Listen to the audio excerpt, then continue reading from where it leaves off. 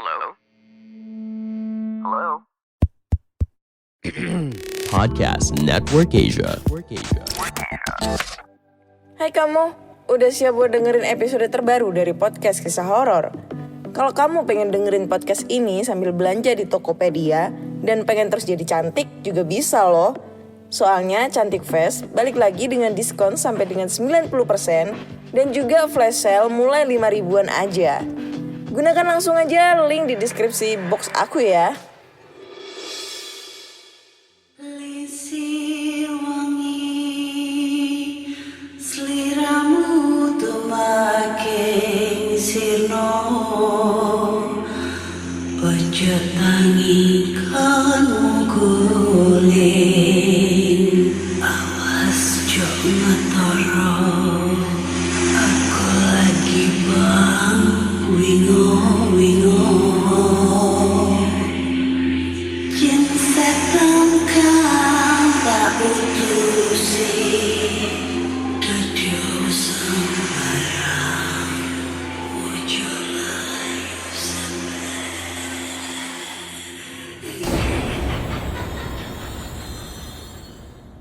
Assalamualaikum warahmatullahi wabarakatuh. Selamat datang di podcast kisah horor.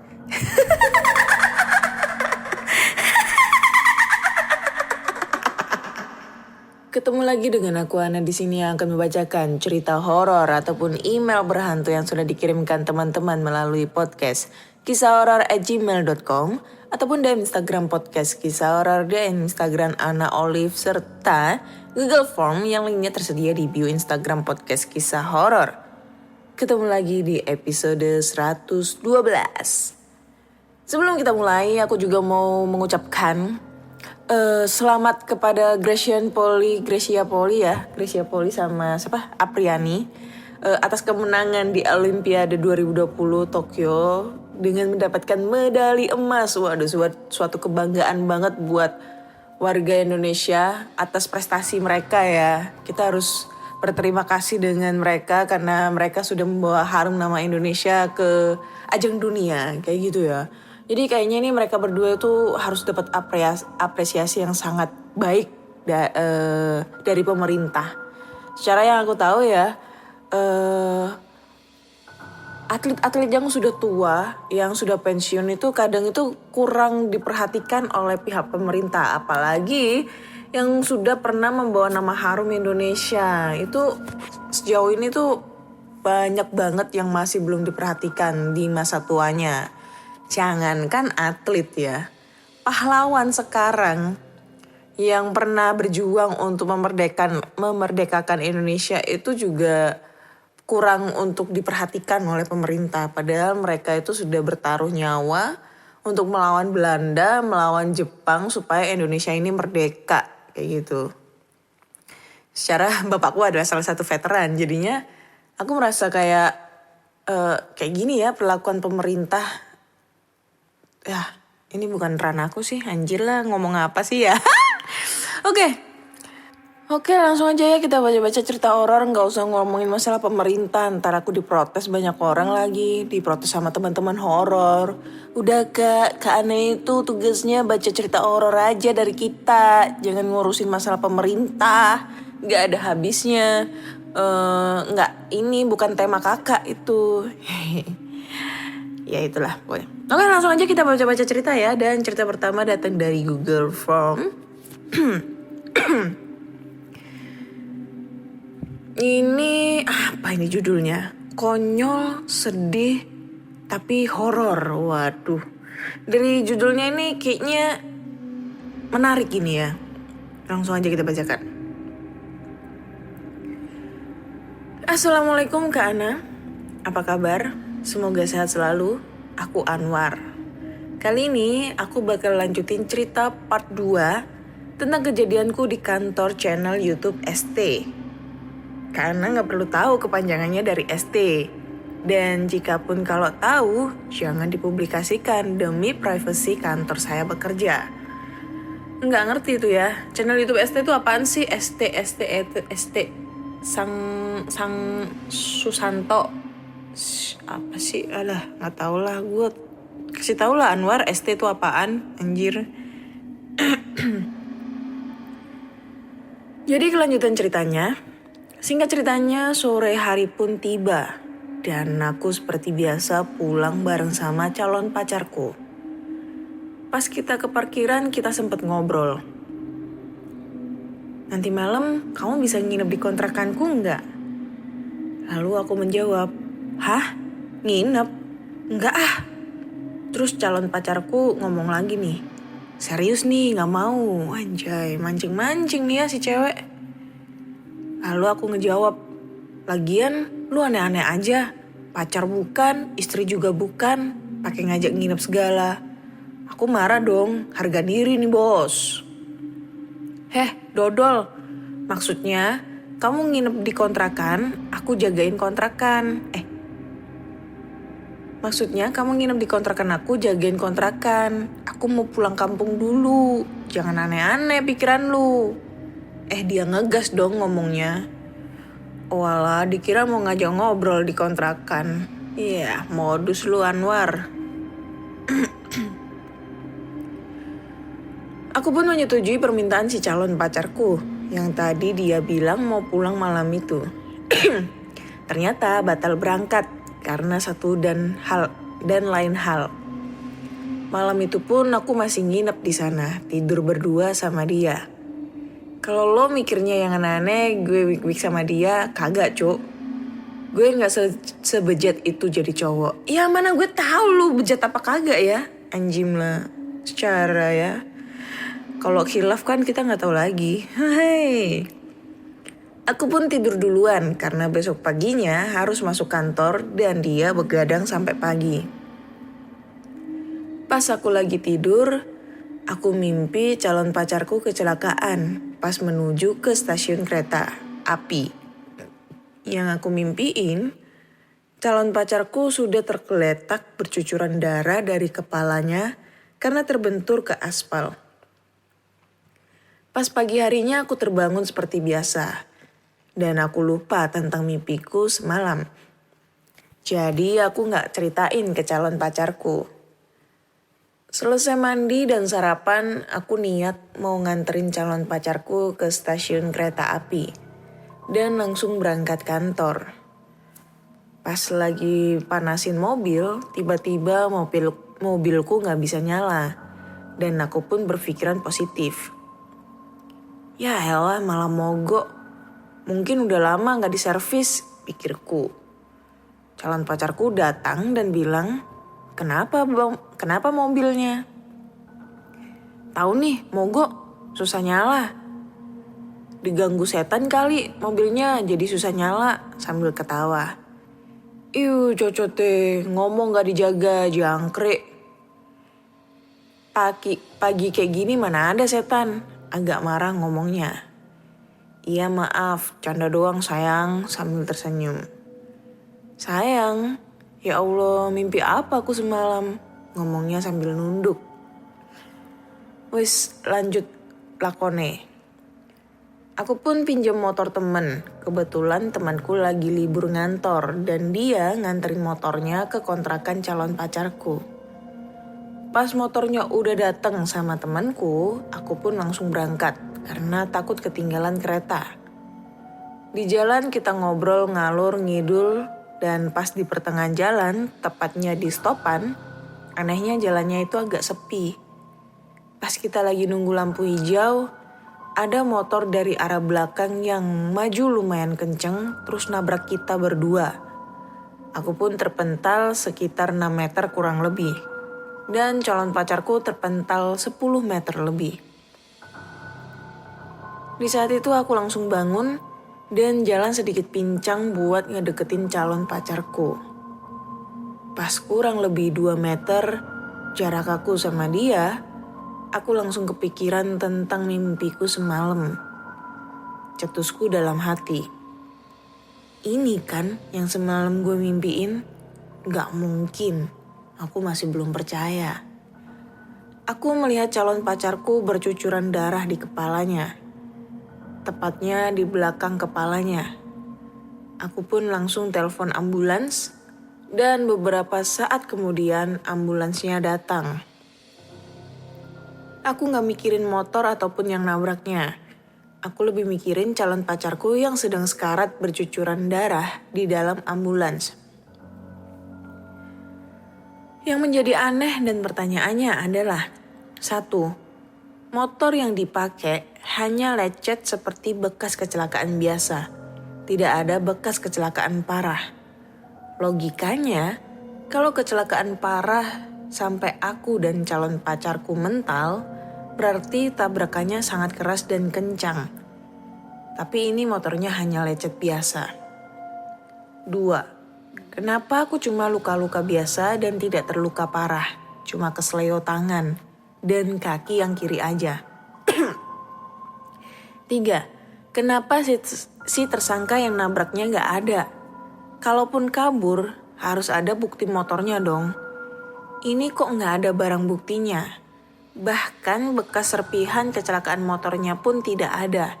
Hanya ada bekas punyaku saja. Aneh kan? Ini juga masih menjadi tanda tanya untukku dan calon pacarku. Dan sekarang bulan Juni calon pacarku masih tahap penyembuhan dan dia sedikit lupa ingatan. Kabar baiknya aku udah jadian sama dia.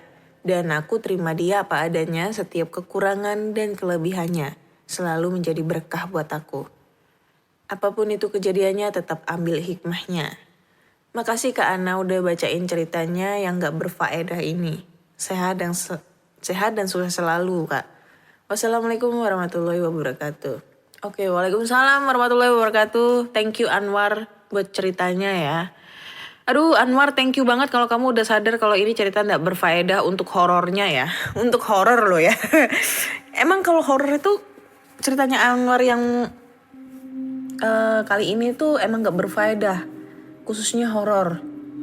Tapi kalau untuk keseluruhannya ya aku apresiasi banget lah untuk ceritanya. Gak mungkin aku ngata-ngatain apapun. Kecuali kalau ada orang yang ceritanya ngada-ngada, ngasal, kalau nggak gitu ya ini ngetiknya cuy, bikin pusing kepala. Nah itu, gue pasti ngatain, nggak pernah nggak ngatain itu. Gue jujur apa adanya, ya kan. Mau bilang horor, mau bilang nggak horor ya nggak horor, ya kan. Ngapain harus kita bohong? Wah ceritanya nggak horor tapi kita bikin horor, kurang serem bro, ya kan.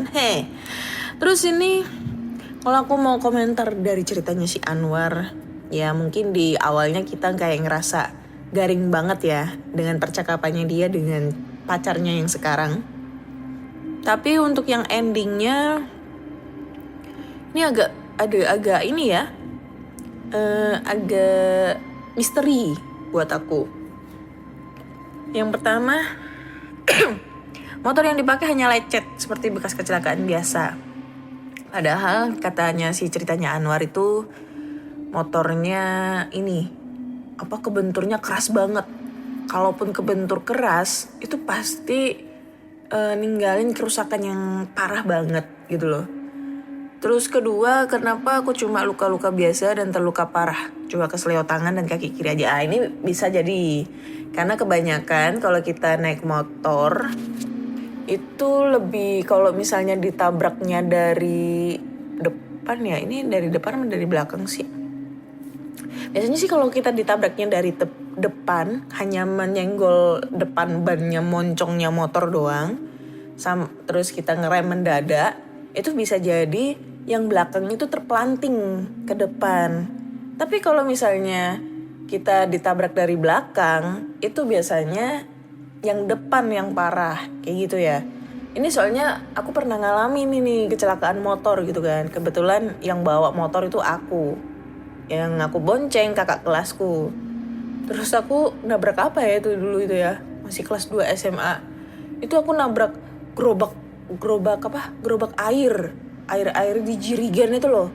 Nah itu gerobaknya didorong gitu aja sama bapaknya, akunya nabrak. Wah, nabrak yang aku bonceng kepelanting ke depan sampai kepalanya bocor. Sedangkan aku cuma luka di paha, jadi pahanya itu ada bekas luka, celananya robek, sama tanganku kesleo sebelah kiri gitu kan. Ya nggak begitu parah lah. Cuma sempet bengkak aja sih tangan. Kalau kakak kelasku itu udah parah banget sih. Sampai bocor kepalanya. Kena aspal. Dan motor keadaan waktu itu rusak parah sih emang. Karena kita kebenturnya keras banget. Jadi skoknya itu sampai patah. Jadi ini aneh menurutku. Terus ketiga, kenapa si tersangka yang nabraknya nggak ada? Kalaupun kabur harus ada bukti motornya dong. Mungkin kalau aku dari sini membaca ceritamu, mungkin pada saat itu kamu kan lagi nggak ngepeduliin si tersangka atau siapapun dong. Dan biasanya nih kalau kita habis nabrak itu pasti takut karena disuruh ganti rugi, takut dilaporin, takut digerebek massa. Akhirnya kabur dong. Bener nggak? Rata-rata tuh kalau orang nabrak itu kayak gitu. Kalau udah terjadi dia langsung kabur. Gak mau berurusan dengan hukum. Ibaratnya kayak gitu. Jadi menurutku sih kamu ini dejavu deh. Jadi dejavunya itu diliatin dari mimpi dulu. Baru besoknya baru kenyataan. Kayak apa ya? Ini kayak ngingetin aku sama film Final Destination. Kalau kalian tahu ya, film Destination itu kayak salah satu orang ini mempunyai anugerah bisa melihat kematian dari teman-temannya yang berhubungan dengan dia, gitu loh, ibaratnya. Ya nggak sih? Keren tuh filmnya, Final Destination. Serem banget. Oke, thank you Anwar buat ceritanya ya. Next, kita lanjut ke cerita kedua. Waduh, cerita kedua judulnya adalah Kuntilanak Cowok. Wah, kuntilanak cowok kayak gimana anjir nih? Selamat malam Kak Ana. Jadi ceritanya begini. Aku kerja di rumah sakit anak dan bunda di daerah Sleepy. Lumayan terkenal sih rumah sakitnya. Kebetulan aku pegawai honorer yang kena shift pagi, sore, dan malam. Singkat cerita, giliran aku yang dinas malam saat itu. Ruang rawat inapku ada di paling belakang. Paling pojok lorong, yaitu ruang gakin, keluarga miskin. Ruanganku ini terkenal serem. Gak cuma teman dinas, tapi pasien dan keluarga pasien pun sering ditongolin makhluk gaib. Ditongolin macem-macem, kayak poci, hantu anak kecil, makhluk besar berbulu, dan Kunti with red dress. Sosok ini paling terkenal di rumah sakit ini. Maksudnya kuntilanak merah ya. Pernah ada kejadian ibu pasien abis mandi, terus ngaca di cermin wastafel. Tapi sungguh disayangkan.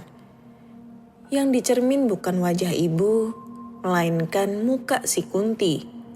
Dan itu benar-benar bikin heboh. Karena si ibu menjerit dengan kenceng. Balik lagi ke ceritaanku. Kejadiannya hari Kamis malam Jumat. Di rumah sakitku ada hari talasemia, yaitu Selasa dan Kamis. Di hari itu jadwalnya para penderita talasemia untuk mendapatkan darah segar dari PMI. Pas aku lagi enak-enak tidur, tiba-tiba dibangunin perawat dan disuruh ngambil darah ke bank darah. Jarak dari ruanganku ke bank darah itu jauh banget, ujung ke ujung. Dan ini rumah sakit adalah gedung tua. Jadi tahu sendiri, kan model rumah sakit dengan gaya bangunan jadul, banyak lorongnya. Aku lalu cuci muka dan langsung jalan ke bank darah. Baru selangkah keluar dari ruanganku, firasatku udah gak enak. Akhirnya aku baca-baca surat An-Nas sama ayat kursi, biar takut itu gak hadir di hati. Waktu itu jam 3 pagi. Gak ada satupun orang di lorong itu. Cuma aku yang jalan ngucluk sendirian. Dan sampailah aku di bank darah. Setelah aku bilang sama petugas di sana, aku pun dikasih darah segar nampak. Jujur, darah itu bikin aku takut. Aku langsung bawa darah itu dan kembali melewati lorong yang tadi. Pas lewat di lorong bawah, di pojok tangga kan ada cermin gak kepake. Dan udah lama mojok di situ. Bayangan di cermin itulah yang bikin aku takut. Wujudnya hitam, rambutnya terurai acak-acakan, dan gobloknya lagi, aku baru sadar bayangan di cermin itu pas udah deket. Karena aku penasaran, aku deketin tuh cermin. Pas dilihat dari deket, ya Tuhan, itu Mr. Kunti alias Kunti laki-laki. Itu mukanya serem abis lah. Kenapa aku bisa tahu itu Kunti laki-laki? Soalnya dari ketawanya kayak kuda meringki.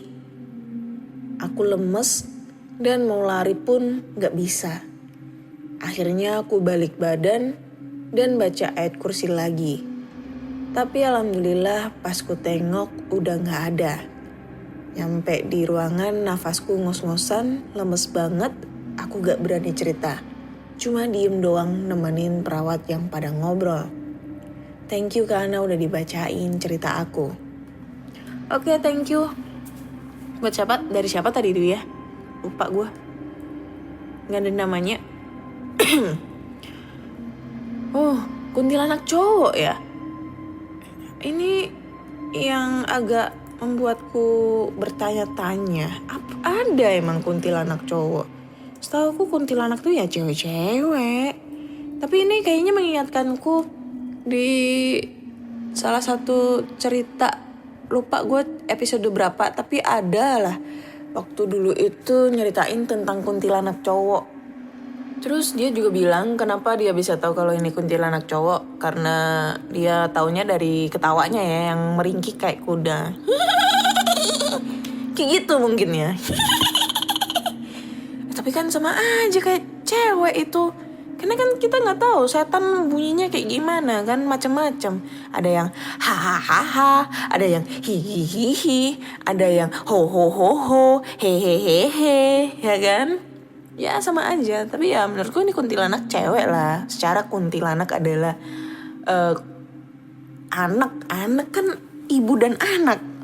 Terus berarti ini kuntilanaknya ini tepat berada menghantui di rumah sakit ibu dan anak, ya kan? Lalu aku penasaran nih sama rumah sakit ibu dan anak di daerah Selipi. Dan ternyata pas aku cek di Google, itu gede banget rumah sakitnya ternyata. Gila, beda sama rumah sakit ibu dan anak di Surabaya. Kecil, kalau ini gede banget dan kayaknya terkenal banget ya. Ya nggak salah sih kalau misalnya ini dihantuin kayak gitu. Oke, thank you ya buat ceritanya. Wah, apa tadi bilangnya kuntilanak cowok, keren sih. Tapi menurut gue nggak ada deh setan kuntilanak cowok. Oke, next lanjut ke cerita terakhir ya mungkin ini ya. Cerita terakhir judulnya adalah Pocong di Bawah Tiang Listrik. Assalamualaikum Kak Ana. Tolong jangan sebutin nama saya. Kali ini gue mau cerita. Kejadian ini gue alami saat gue pulang ke rumah malam-malam. Gue kan pulang pergi naik KRL. Berhubung gue naik KRL paling terakhir jam 10 malam. Pas nyampe stasiun itu udah gak ada angkot. Udah gak ada ojek. Udah gak ada bajai. Udah gak ada angkutan umum deh. Dan para pedagang juga udah pada tutup. Jadi gue putuskan untuk jalan kaki sampai rumah. Karena udah malam gue putuskan untuk lewat jalan pintas. Jalan pintas ini sebelah kirinya adalah lapangan kosong yang udah gak keurus. Banyak semak-semaknya dan sebelah kanannya adalah kebun pisang. Dua tanah ini sebetulnya dijual, tapi sampai sekarang gak ada yang mau beli. Jadi gak keurus gitu deh, atau lebih tepatnya pada gak ada yang peduli. Saat melewati jalan pintas ini, gue ngerasa kesadaran gue kok semakin lama semakin hilang gitu. Tapi gue paksain untuk tetap sadar. Gue pikir jangan-jangan ini karena ada makhluk halus yang nungguin jalan ini, lagi pada ngeliatin gue. Makanya kesadaran gue kok kayak mau hilang gitu. Kali aja mereka mikir, ini anak ngapain malam-malam lewat tempat kita. Untungnya di ujung jalan udah kelihatan lampu penerangan jalan umum, PJU, yang dipasang di tiang listrik. Tahu kan lampu PJU itu yang warnanya kuning suram, madesu aneh gitu. Saat melihat itu gue ngerasa udah aman nih. Tapi ternyata di bawah sinar lampu berwarna kuning madesu itu, gue ngeliat ada sosok berkain kafan yang tengah berdiri melihat ke arah gue. Iya, kalian pasti tahu itu apa. Sosok makhluk yang oleh banyak orang disebut pocong. Sampai saat ini gue masih inget muka dia. Mukanya itu kayak kakek-kakek pucet, tapi gak ada bola matanya. Anjir. Astagfirullah. Gue mau gak mau harus ngelewatin tiang listrik itu. Karena belok kiri udah rumah gue. Saat itu gue bener-bener lemes. Pantesan aja dari tadi kesadaran gue timbul tenggelam gitu. Ternyata di ujung jalan udah ditungguin sama pocong kakek-kakek.